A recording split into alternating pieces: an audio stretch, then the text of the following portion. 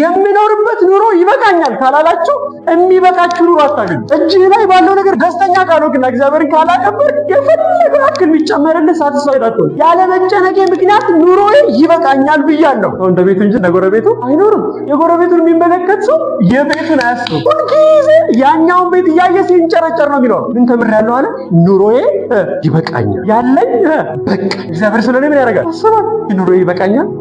ከንግግር ግን ማለፍ አለብን። ባገኝ እኮ ጥሩ ነው፣ ቢመጣ ጥሩ ነው፣ ባገኝ ደስ ይለኛል። ግን ባላገኝስ? ኑሮዬ የደስታዬ ምክንያት ይሄ ነው።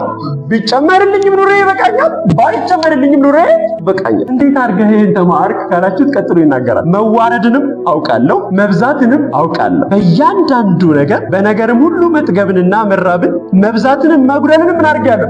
ከዚህ ሁሉ ነገር በኋላ ነው ደግሞ ትሜ ብድግ ብዬ ኑሮዬ ይበቃኛል አላልኩም። ታጣ፣ ስቸገር፣ ሲያመኝ፣ ስወጣ ስወርድ በዛ ሁሉ ውስጥ እግዚአብሔር ሲይዘኝ አይቼ ኑሮዬ ይበቃኛል አልኩ። ዝም ብዬ ኑሮዬ ይበቃኛል ብዬ ብድግ አላልኩም ማለት። በመውጣት ውስጥ፣ በመውረድ ውስጥ፣ በማግኘት ውስጥ፣ ባለማግኘት ውስጥ፣ በማጣት ውስጥ ሰልፍ መጨረሻ ላይ ሳይ ኑሮዬ ይበቃኛል ኃይልን በሚሰጠኝ በክርስቶስ ምን አደርጋለሁ። ይሄን ጥቅስ እኛ ብንጠቅሰው ብዙ ጊዜ በቃ የራሳችንን ኑሮ ለመጥቀስ ነው። እንደሱ አይደለም። ኮንቴክስት ማተርስ። ኃይልን በሚሰጠኝ ጉድለቴን እችላለሁ፣ ማግኘቴን እችላለሁ፣ አለማግኘቴን እችላለሁ። ይሄ አስተማሪ ነገር ኑሮዬ ይበቃኛል ማለት ኑሮዬ ይበቃኛል ምን አለማግኘት አያስፈልግም። እንዲህ አይነት መንፈስ ያገኘን በኢየሱስ በቃ።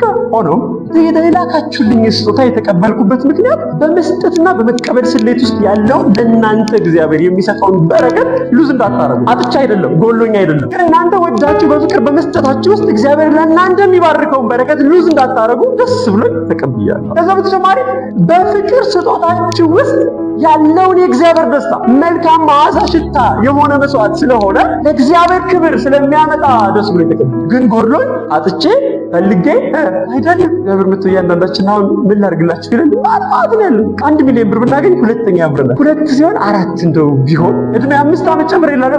እንደ 1 3 አትጨምርልኝ? አንድ የሚተድማል ኑሮዬ ይበቃኛል ያለ ሰው ግን እግዚአብሔር ደስ ይላል። እግዚአብሔር ደስ ይላል። እድሜያችን መጨረሻ መቼ እንደሆነ አናውቅም።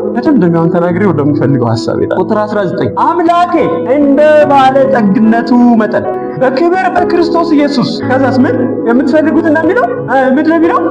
የሚያስፈልጋችሁ ኢየሱስ ጌታ ነው። የምትፈልጉት ማለት ነው ኢየሱስ ማለት ነው። የሚያስፈልጋችሁ ግን ይሞላባችኋል። የኔ በጌታ ደስ የተሰኘውበት ምክንያት ይሄ ነው። ኑሮዬ ይበቃኛል።